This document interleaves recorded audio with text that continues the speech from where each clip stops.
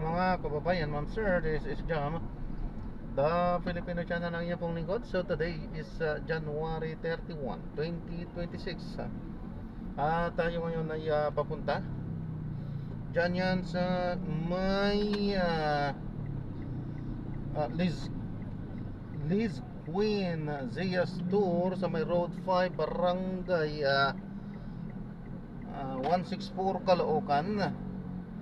At dadalhin po natin yan sa may SM City North EDSA po, sa may Bagong Pag-asa, Diliman, Quezon City po yan. Okay, so magbabalik po tayo mamaya konti. Pag nakuha na po natin sila, disclaimer lamang po ang content po natin ay kalsada at hindi ang passenger. Kaya nga naman, sakasakali man po na may marinig kayo, mga pangalan ng lugar, pangalan ng tao, pangalan ng organisasyon sa government o private, yan ay wala pong kinalaman ang channel na ito at wala pong pinapatungkulan. Lahat po ng pinag-uusapan dito ay pawang dito lamang po yan sa loob at wala pong pinapatungkulan sa labas. Okay po? So magbabalik po tayo mamayang onte pag nakuha na po natin sila. Samantala, makinig tayo ng mga nagbabagang balita at mga talakayan habang tayo ay papunta doon sa ating pick-up area.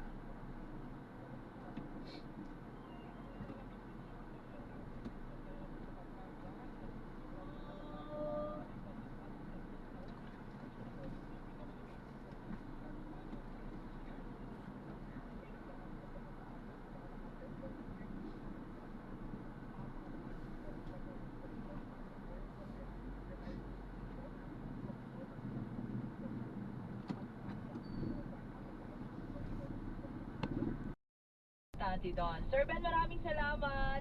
More power. Thank you, thank you. Thank you po. May kasama live via Zoom ang head po ng Puesto Manila, a creative consultant, Manila tour guide and heritage and art advocate. I-message nyo lang po Sir Benjamin Canapi. Ayan, kung gusto nyo i-tour guide kayo sa Intramuros. Diba? Oo, baka, when was the last time baka nag-visit doon? Oo, go na kayo, buong pamilya. Sir Peter Bonnie, good morning. Sabi niya, Tata, RMN. Partner Jojo, thank you. Oras nating 10:53, magkasama, bigandaan muna natin ang ating mga balita mula sa ating mga radyoman. Bago po ang usapang trabaho weekend edition ni Radyoman Lupanganiban. Narito muna, pagtatanggal ng mga pangalan at imahe ng mga politiko sa mga proyekto ng gobyerno ipinag-utos ng Department of Interior and Local Government. Alamin natin ang balita mula kay XL Radyoman Marjo Domingo. DCXL Radyoman Report.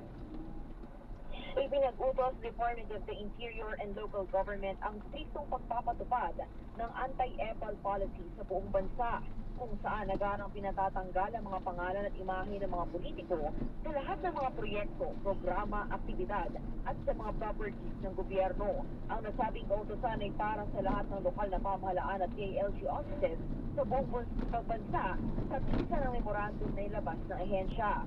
Binigyan din ni SALG John Rimulya na ang mga proyekto ng gobyerno ay binayaran ng mga tao at hindi dapat gamitin para sa personal na promosyon.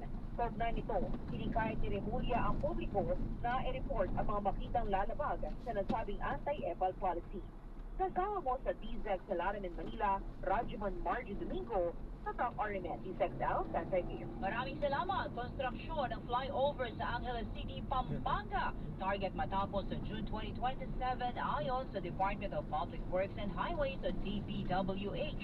Detalye mula kay XL Radyoman 2, Joyce Adra.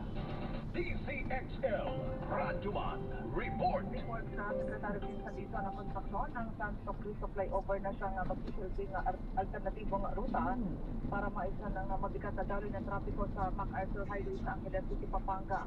Bahagi rin ito na pagsasaayos sa mga nakabindi ng mga proyekto ng DPWH. Napag-alaman na halos 3 taon ang ginagawa ang 1 kilometer flyover na sinimulan ng 2023 na maaari sanang matapos sa loob ng 5 o sa loob lamang ng isa't kalahating taon kung hindi dahil sa budget na tingi-tingi.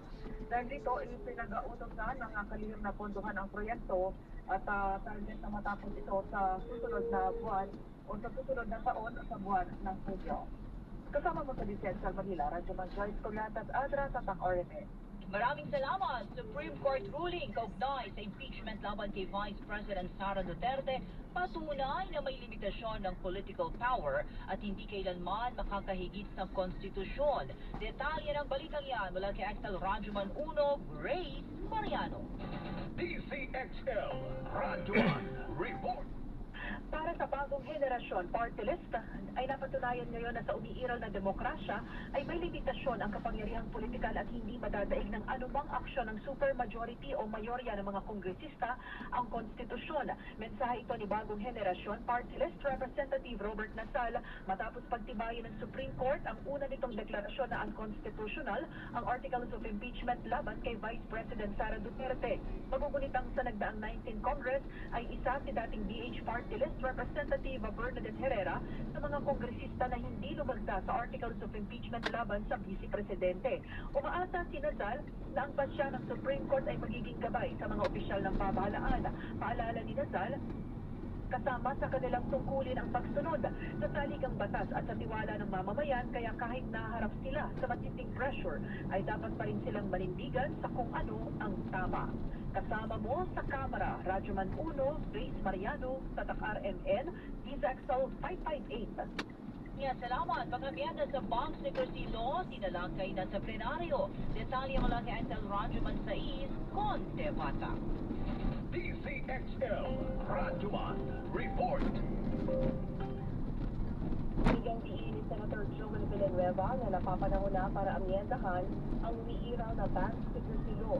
Sa sponsorship speech ni Villanueva sa plenaryo para sa Senate Bill No. 1728 o ang Banking Reform for Integrity, Good Governance, Honesty, and Transparency of Rights Act, tinukoy na Pilipinas na lang ang siyang may pinakamahigpit na batas pagdating sa banking industry dahil sa Bank Secrecy Law.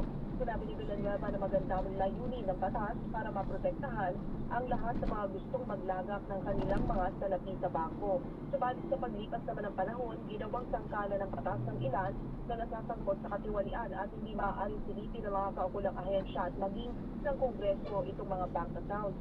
Nagbabala ang senador na sa kada taong hindi na-update ang Bank Secrecy Law ay mas nalalagay sa panganib ang bansa para malagay muli sa gray list ng Financial Action Task Force at ang mas kawawa nito ay ang mga ordinaryong mamamayan.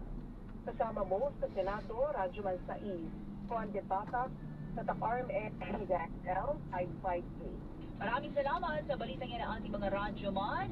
And with that, samahan niyo po muli kami sa susunod na Sabado. Pebrero na yan! Ako naman, napakabilis talaga.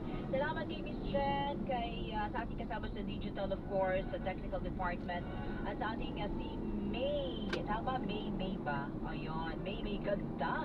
Salamat natin sa mga pictures natin kanina sa ating mga panauhin.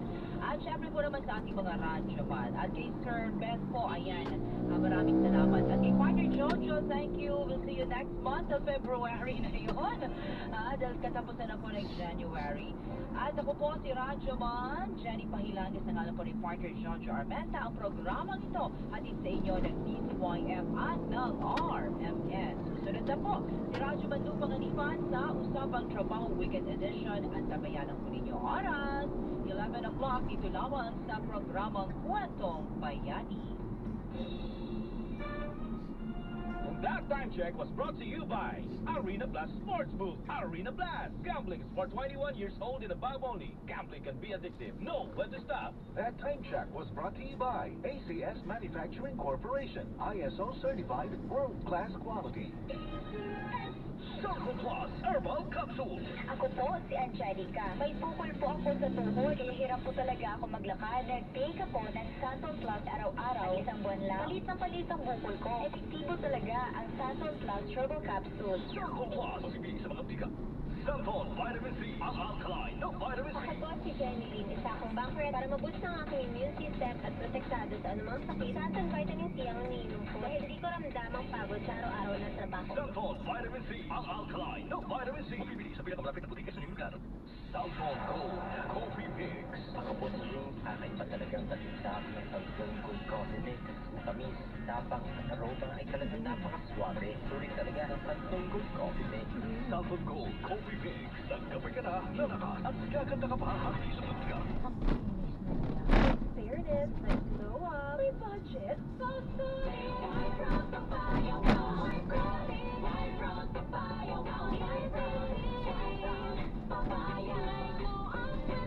scholarship na ginagawa ng sila.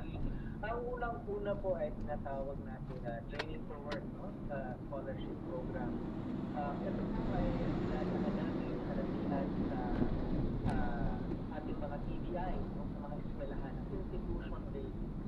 Meron din po tayong tinatawag na tulong trabaho scholarship program. Ito naman po ay para sa mga not in education, employment, and training. Ibig sabihin, wala pa ho kanyang trabaho. Ito po ay designed para sa ating mga out-of-school youth, no?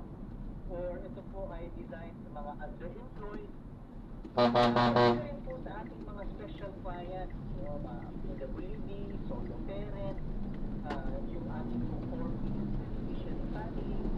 Lahat po yan nasa priority ng TESDA, lalong-lalo na sa tulong trabaho, no? Scholarship fund. Meron din po yan dyan para sa mga enterprise-based education and training. Ibig sabihin ho, na hindi ho kayo sa eskwelahan talaga nag-aaral, ang inyong pong training ay nangyayari doon mismo sa enterprise. Doon mismo parang on-the-job training. Na yun po ang sa totoo lang, pinakamaganda na klase ng training kasi alam mo kaagad na ang nag-train sa'yo yung mismong kumpanya kung saan ka gusto magtrabaho. Sila po ang nagsasabi kung anong klaseng training ang kanilang kailangan, gano'ng katagal, at paano po kayo magiging eligible sa trabaho na yun. Yun ang tawag po nating enterprise-based education ang training. Si Kiko, may tanong sorry, isa na lang. Yung pangatlo po ang ating tinatawag na community-based. Ito na po ay para po sa livelihood program na dinadala po namin sa mga barangay. Dito naman po may allowance din at sa totoo lang mayroon pang kit na magbibigay sa inyo. Para po kayo magkaroon ng starter kit. startup ba nun nila? Halimbawa, katulad yung mga nursing, nagbibigay kayo ng maskit na oven, secretary, di ba? Tapos yung mga nagmamanicure, pedicure, meron din kit. So, gano'n, na maliit na machine. Anyway, may tanong. Sino daw po ang pwede mag-apply, secretary? May mga qualifications daw po ba na kailangan, requirements? So, ito po. Iba-iba naman ho yan sa totoo lang. Pinaka-basic po namin na requirement ay ito po ay Philippine citizen. Pangalawa po, ang requirement namin is that you are at least 15 years old. At least 15 years old. Tapos, depende po yan sa klase at uri ng training na inyong papasukan. Iba din po. Kung minsan, naghahanap tayo ng high school graduate o ALS graduate. So, kung minsan, hindi naman kailangan. Pwede po pong senior citizen. Kasi meron po Secretary, pwede po ba mag-apply ang mga senior? Ang Pwede po. mula sa apat na kayong huling numero, 5663. Pwede pong mag-apply ang senior citizen. Meron kasi po tayong bagong programa sa TESDA na last year nagsimula. Ang aming pong tinatawag na micro-credential. So, karamihan po na nangangailangan ng high school certificate, for example, or high school diploma. So, ang aming tinatawag na national certificate. Kasi po, nanggagaling po ang entry requirement yan sa industriya. Pero meron din po naman kami mga shorter term courses o kami mga micro-credential courses na hindi po nangangailangan ng high school diploma. Pwede rin po senior citizen sa atin. So meron ang programa na ganyan. Depende po sa klase ng training at sa klase ng programa, we are as inclusive as Doon tayo baka meron nagtatanong sa YouTube at saka Facebook. Ito sa texter natin, si Mang Francisco, tiga-Gagaysiya siya. Secretary, meron po bang training na ginagawa ang TESDA para naman sa mga work abroad daw po? meron po. Ang mahirap po sa ating work abroad ay ilan lang po ang mga testing center or training centers at testing centers na tawag namin assessment centers ang nai-offer sa TESDA.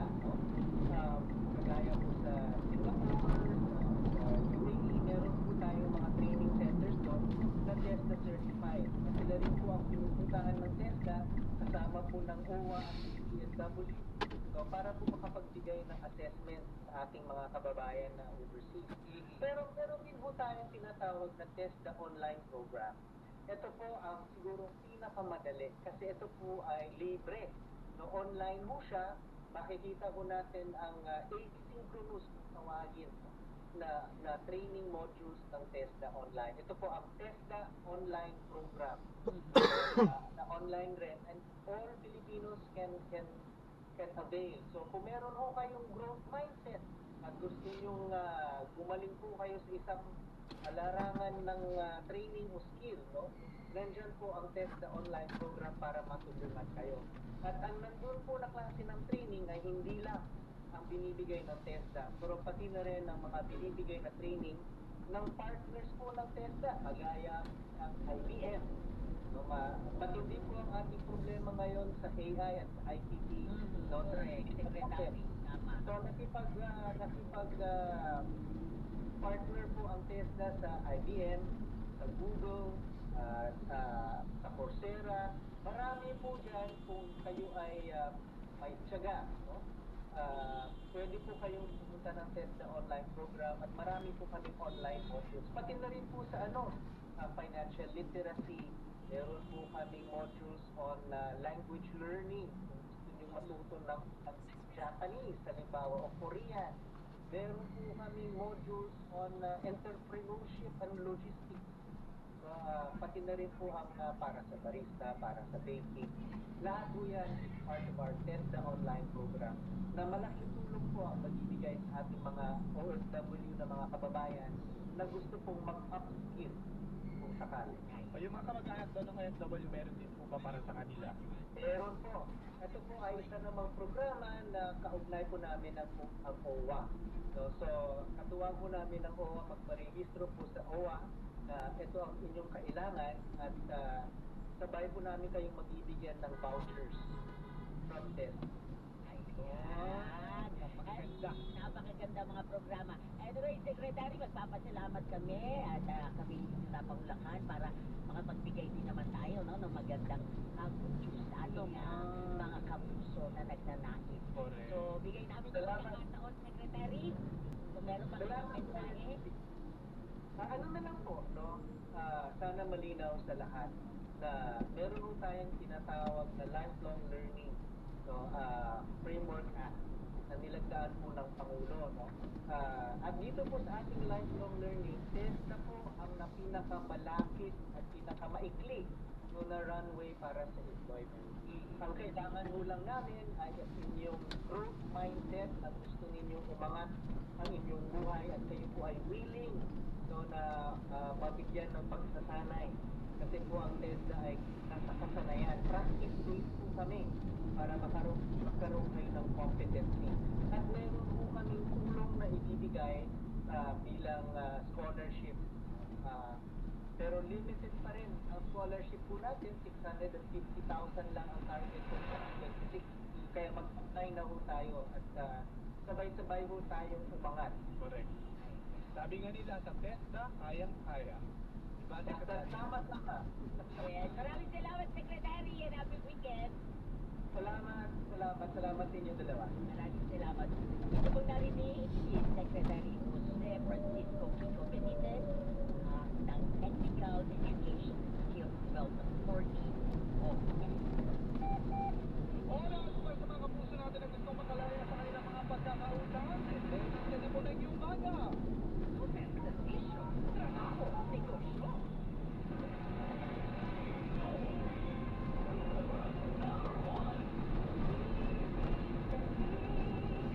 Galing with Doc E. Mapapanood sa GTV, TV27 Manila, TV27 Palawan, TV22 Mount San Tomas, Benguet, TV27 San Nicolas, Posote, TV26 Apari, TV27 Tugigaraw, TV26 Mount Manoy, TV26 Olongapo, TV27 Legazpi Albay, TV28 Naga Camarines Sur, TV27 Masbate, TV26 San Jose Occidental, Mindoro. Mapapakinggan din ang Hiling Galing with Doc E sa Mega Manila, Super Radio DCBB at sa Palawan, Super Radio DYSP tuwing Sabado, alas 9:30 hanggang alas 10:30 ng umaga, kasama si Doc Edinel Calvario. Mga kapuso, meron po kayo hanggang ngayong araw, January 31, para magpadala ng inyong entries para sa Grand Draw ng ating Recibo Panalo Promo. Next week na pong 20,000 pesos, 50,000 pesos at 1,000,000 pisong tax-free ang ipamimigay sa ating Grand Draw. Easy sumali, easy money. Pumunta lang sa GMA Radio Promos Dito po sa gabi naman. Facebook page para sa mga detalye. Ang GMA Radio Recibo Panalo Promo ay atin sa atin ng Alactan Airport, Siling Plus, Edebon C Plus, Rexidol Forte, Winfield Vitamin Foods Conditioner, Sunsil, Super Radio AM Nationwide, at Barangay FM Nationwide. Promo runs from December 14, 2025 to January 31, 2026. For DTI Fair Trade Permit Number FTEB 2436000 series of 2025. Bonggang-bonggang Sabado, Pinoy MD sa Super Radio DZWB kasama si Connie Season. Kinilala ng Philippine Art Association Media Awards 2024 sa individual category. Ako po si Connie Season. Thank you again, CHA. Maraming salamat at mabuhay po tayong lahat. Ha? Ingat po tayo. DZWB Super Servisyo, Trabaho at Negosyo kasama sina Norilyn Temblor at Cody. Pinaragalan ng 46th Catholic Mass Media Awards bilang Best Business News. DZWB, Super Servisyo, Trabaho at Negosyo. Maraming salamat po. Ito yung kapuso Norilyn Temblor. Yours to di mga kapuso, magsama sa... Bonggang-bonggang Sabado. Maraming salamat po sa inyong pagtitiwala, mga kapuso. Ang iboto ninyo yung mga matalino sa gala ng Kain ko yun. Motivation on CMA presents. Kain. Sige po, tingnan ko. Gusto mo ba talaga sa atin matapos yun? Ang unang dapat gawin ng pag-ibag umuwi sa Balurnia. Tulad Newton. Pinapakilala ko ang bagong kapitan, si Chili! Ayan, so na-drop na natin sila. Maraming salamat po sa panonood. Hanggang sa muli, ingat po, God bless. Paalam po.